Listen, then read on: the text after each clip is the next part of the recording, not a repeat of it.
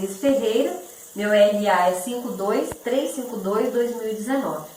O título do nosso trabalho é o tijolo solo cimento, material de construção sustentável e as normas da ABNT-NBR vigentes.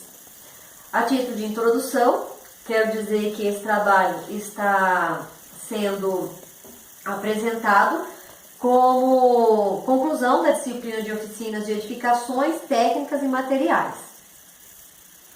Eu sou o Gilson da Silva Brito, meu RA é 52343-2019. Nós vamos trabalhar com tijolo ecológico, em cima das normas da ABNT-NBR, vigentes no Brasil, a quais esses materiais devem se adequar. Meu nome é Renan Bom Ribeiro, o meu RA é 52392-2019 e eu vou estar falando sobre a cultura construtiva associada à terra americana. Na América, do ponto de vista histórico, existe desde os tempos pré-colombianos. Então, esses tijolos que nós estamos estudando aqui, para a gente poder ter noção, não está vindo de hoje, já vem de antigamente, pelos maias, os incas trabalhavam desse jeito. E levando também em consideração alguns autores que já escreveram alguns livros também, que definem essa arquitetura vernacular com sua própria natureza utilizada, onde a gente usa a própria matéria-prima da região para poder estar executando esses tijolos ecológicos. Esse trabalho de pesquisa tem como objetivos identificar a melhoria do enquadramento da norma ABNT-NBR 10834/94 e da norma ABNT-NBR 10835/94, com o uso do cimento CP3 em comparação ao uso do cimento CP2.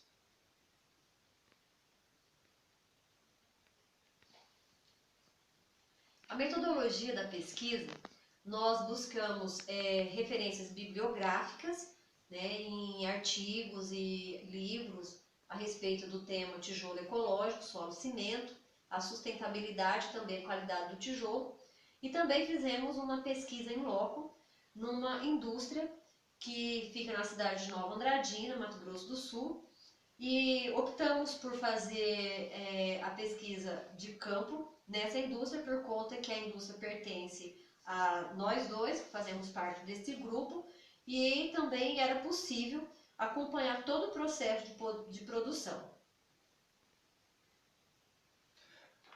Como no decorrer do trabalho, então, parte do desenvolvimento, da pesquisa, sobre o tijolo, a gente pode citar, segundo Sala, a gente pode definir que o tijolo ecológico, ele pode ser ou do solo cimento, é feito de uma mistura de solo e cimento, o tijolo ecológico, que depois são prensados. Em seu processo de fabricação, não exige queima em forno, a lenha, que é feito nos tijolos normais, hortifruros, e tudo mais.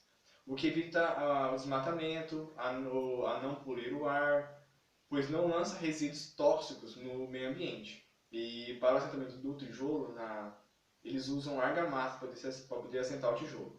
E é muito comum utilizar também a cola especial. Isso de acordo com o Sala de 2006, tá? Dando sequência, a pesquisa ocorreu na Construgil, na propriedade da Lenice e do seu Gil aqui. O tijolo ecológico que está situado na cidade de Nova Andradina foi escolhido pela equipe para poder fazer o trabalho. E assim, se possível, acompanhar todo o processo da produção, o recolhimento das amostras e a análise das mesmas ao serem entregues pelo laboratório. As amostras foram recolhidas dentro do que determina a norma, a BNT, NBR 1083-594, que determina que a cada 1.000 peças de tijolos sejam recolhidas 10 peças, ou seja, 10%, foram enviadas de amostras dos tijolos produzidos no solo da nossa região, tendo como agregado o cimento portante CP2 na amostra anexo 1 e o CP3 na amostra anexo 2. Podemos apresentar aqui dois resultados que se destacaram de maneira muito propícia ao uso desse material: a sustentabilidade e a qualidade do material, de forma das normas da BNT. No decorrer da pesquisa, também a gente notou também que os benefícios que traz econômicos e sociais e ambientais, pois Em muitos casos pode ser usado na região mesmo o solo produzido pelas escavações do local, uma vez que quase 65% do solo é adequado para a produção dos tijolos do solo-cimento. A norma que nós estudamos aqui, a NBR 10.83494 e a norma 10.83594, elas são referentes a 3 quesitos do tijolo: a resistência à compressão em MPa, a análise da forma e dimensão em milímetro e também a absorção de água do material. Em relação à resistência, nós analisamos a amostra com o cimento CP2 e a resistência foi de 3,4 MPa, e do tijolo produzido com o CP3, o cimento CP3, foi de 64 ou 6,4 MPa. Então, em relação à resistência, a gente percebe que aumenta muito, muito mesmo, quando você usa o cimento, o CP3. Agora, em questão da análise, forma, dimensão do tijolo, como a nossa máquina é uma máquina toda computadorizada e hidráulica, né, também com algumas partes pneumáticas, automática, então ela produz o tijolo de maneira padronizada, então não teve diferença nenhuma, né, em relação às duas matérias-primas, tanto a do CP2 como a CP3, não apresenta diferença por conta de que o tijolo, o tamanho dele se enquadra dentro da norma e ele é feito de maneira padronizada. Em relação à absorção de água, nós temos que não pode, né, ter uma absorção acima de 20%, e o tijolo com o CP3 apresentou uma absorção de apenas 10,3% e o CP2 15,3%. Percebemos que todo o tijolo, tanto em resistência como em absorção de água, ele se enquadra dentro da norma da BNT, por conta de que resistência ele tem que chegar a 2 MPa, aqui mesmo com o CP2 já estava dando 3,4, com o CP3 6,4, e a absorção de água, que era 20%, aqui com o CP2 estava chegando a 15,3% e o CP3 caindo aí para 10,3%. Então, mesmo, né, com o CP2 ou CP3, se enquadra todo ele dentro da norma, mas a melhoria com a utilização do CP3 é bem grande.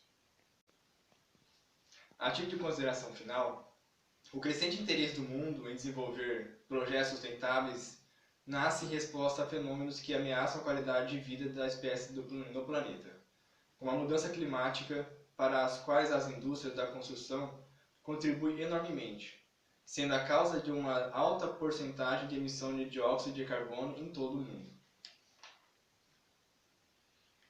Aliada à sustentabilidade, verifica-se a grande qualidade do material frente às exigências das normas da BNT-NBR, que demonstra para aqueles que pensam em tijolo, solo e cimento como algo frágil e de baixa qualidade, que a resistência é muito superior à exigida e a absorção de água é inferior.